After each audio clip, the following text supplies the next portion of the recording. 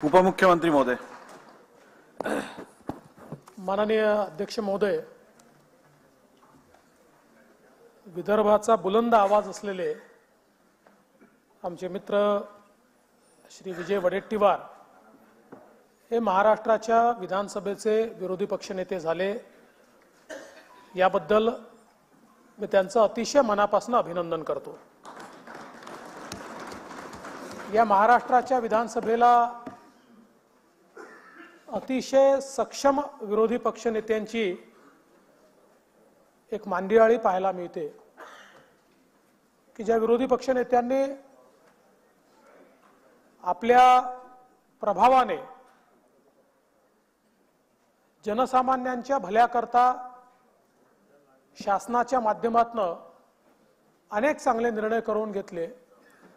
प्रसंगी जिथे शासन चुकलं त्या ठिकाणी शासनाला धारेवर देखील धरलं आणि अनेक वेळा संपूर्ण सभागृहाचा सूर ज्यावेळी एकत्रित असला पाहिजे अशा प्रश्नांवर अत्यंत ताकदीनं एकसुरानं एकदिलानं या ठिकाणी प्रस्ताव देखील मान्य झाले। हेही या सभागृहाच्या इतिहासामध्ये आपण बघितलंय। आणि आता अशा या महत्त्वाच्या पदावर दुसऱ्यांदा सन्माननीय वडेट्टीवार साहेब बसले आहेत। आमच्या विदर्भामध्ये त्यांना विजूभाऊ म्हणतात।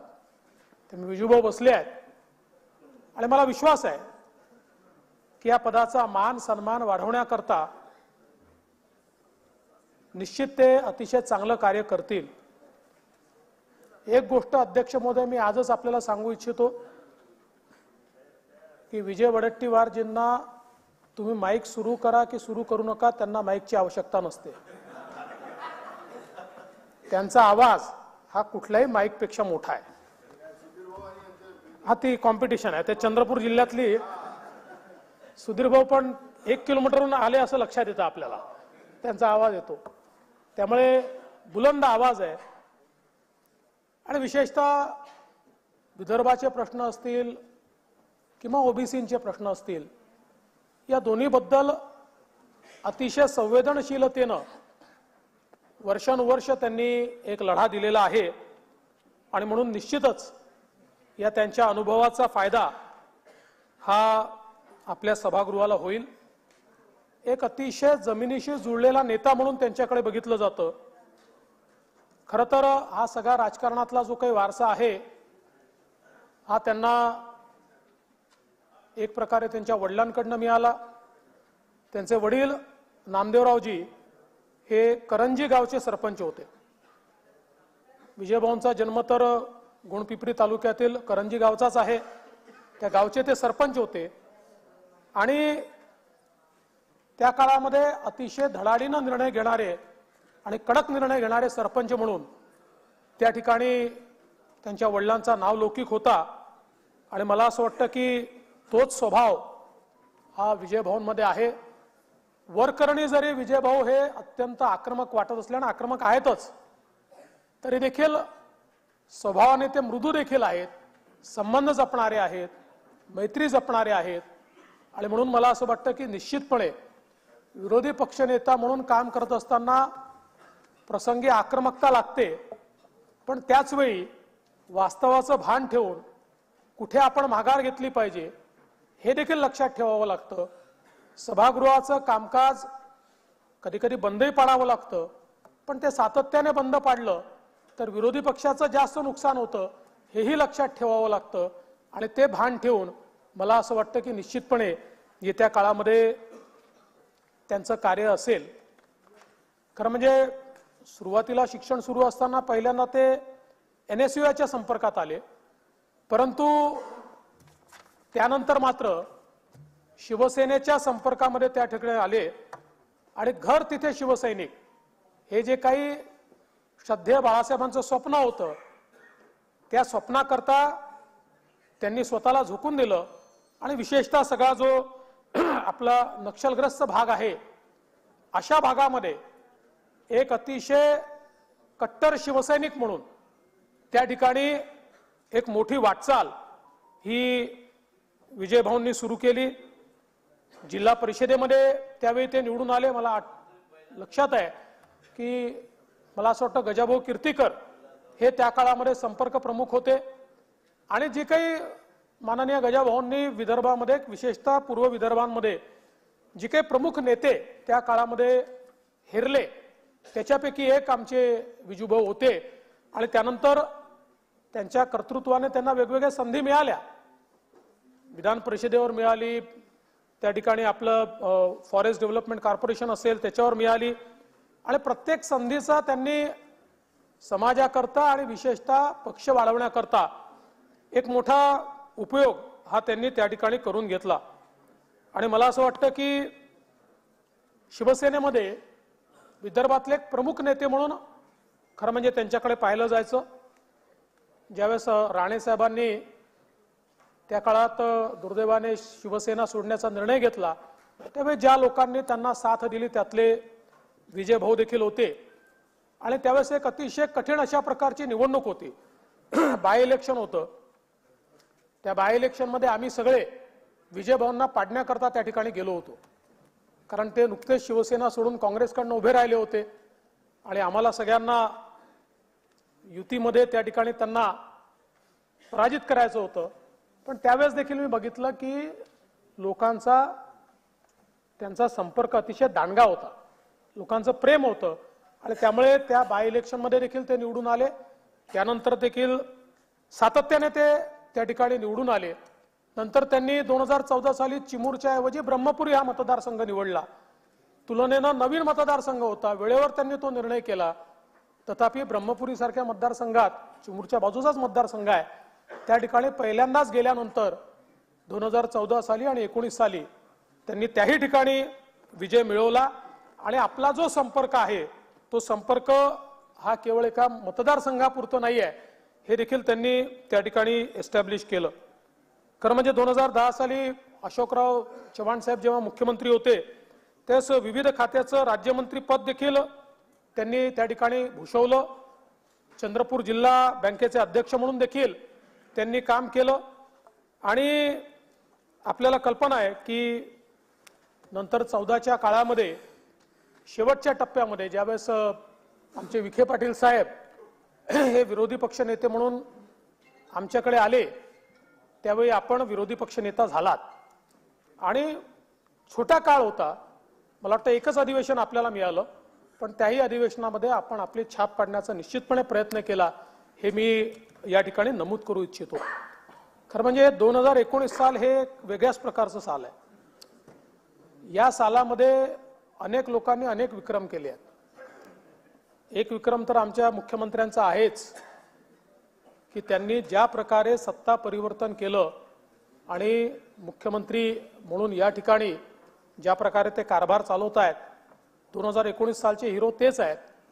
पण त्यासोबत 2019 सालचे दुसरे हिरो आमचे दादा आहेत, कारण 19 सालामध्ये दादा पहिल्यांदा माझ्यासोबत उपमुख्यमंत्री झाले, त्याच्यानंतर उद्धवजींसोबत उपमुख्यमंत्री झाले, त्याच्यानंतर विरोधी पक्षनेते झाले आणि पुन्हा उपमुख्यमंत्री झाले आणि त्यांच्या खालोखाल मी आहे। मी मुख्यमंत्री पदाची शपथ घेतली, मग विरोधी पक्षनेता झालो, आता उपमुख्यमंत्री झालो। आता काही बदल नाही हा, आता लक्षात ठेवा। आता आम्ही तिघही ज्या पदावर आहोत त्याच पदांवर राहणार आहोत आणि निश्चितपणे अतिशय उत्तम काम 100% आपलं मनापासून असतं।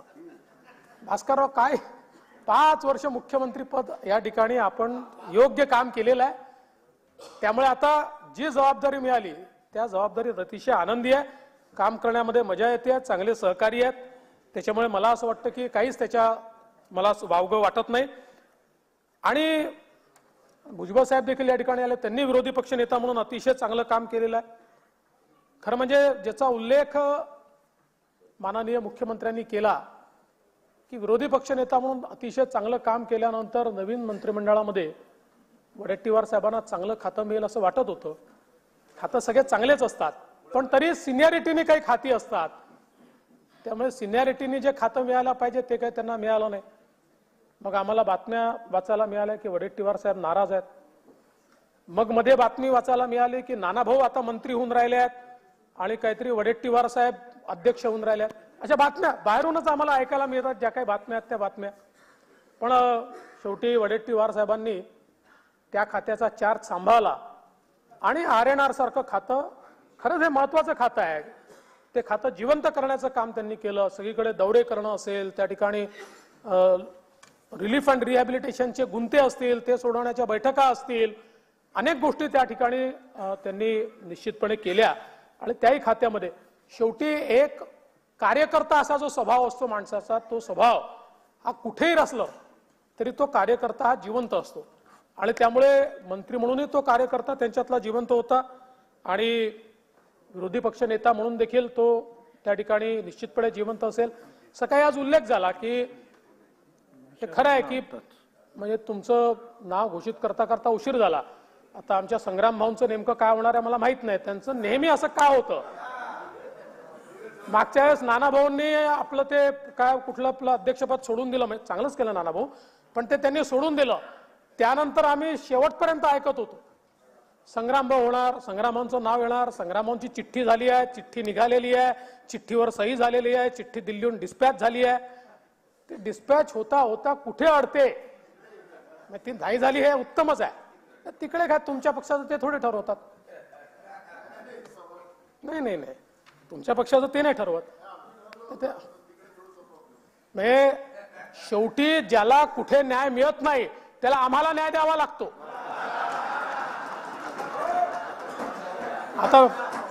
आता तुम्ही ठरवा न्याय देणार आहात का. पण काही हरकत नाही, तेही आमचे मित्र आहेत. विजय भाऊ तर आमचे जुने मित्र आहेत, त्यामुळे विजू भाऊंना या ठिकाणी ही जी काही संधी मिळाली निश्चितपणे अतिशय चांगलं काम ते करतील. मुळातच मी एवढंच आपल्याला आश्वस्त करू इच्छितो की विरोधी पक्ष नेते म्हणून आपण या ठिकाणी ज्या ज्या गोष्टी मांडाल, राज्याच्या वतीनं आम्ही कोणीही उत्तर देताना, मुख्यमंत्री असतील, मी असतील, दादा असतील, आम्ही आपल्याला फॅक्च्युअल उत्तर देऊ. जी काही चर्चा असेल त्याला सकारात्मक उत्तर देऊ. हे मी याकरता सांगतो की मी 2.5 वर्ष विरोधी पक्ष नेता होतो. मी पोटतिडकीने भाषण करायचो आणि उत्तर शिवाजी पार्कहून यायचं. इथलं उत्तरच नाही मिळायचं विधानसभेतलं. विधानसभेत शिवाजी पार्कचं उत्तर मिळायचं. तर तसं नाही होणार. या ठिकाणी विधानसभेचं जे काही उत्तर आहे ते आपल्याला निश्चितपणे विधानसभेतच मिळेल, फॅक्च्युअल मिळेल.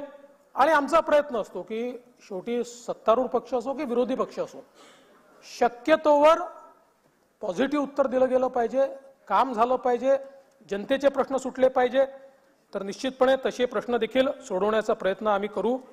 ही जी काही विरोधी पक्षाची उज्ज्वल परंपरा आहे, की ज्या परंपरेमध्ये CM साहेब, मी, अजितदादा किंवा भुजबळ साहेब, विखे पाटील साहेब जे सगळे या रांगेत बसलेले आहेत एकत्रितपणे, तर आपणही त्याच रांगेत, म्हणजे या रांगेत नाही, उत्तम विरोधी पक्ष नेत्याच्या रांगेमध्ये आपलं देखील नाव यावं आणि आपल्याकडनं जनहिताचे चांगले कामं या ठिकाणी विरोधी पक्ष नेता म्हणून व्हावेत. अशा अतिशय मनपूर्वक आपल्याला विजू भाऊ शुभेच्छा देतो आणि पुन्हा एकदा आपलं अभिनंदन करतो. धन्यवाद. जय हिंद.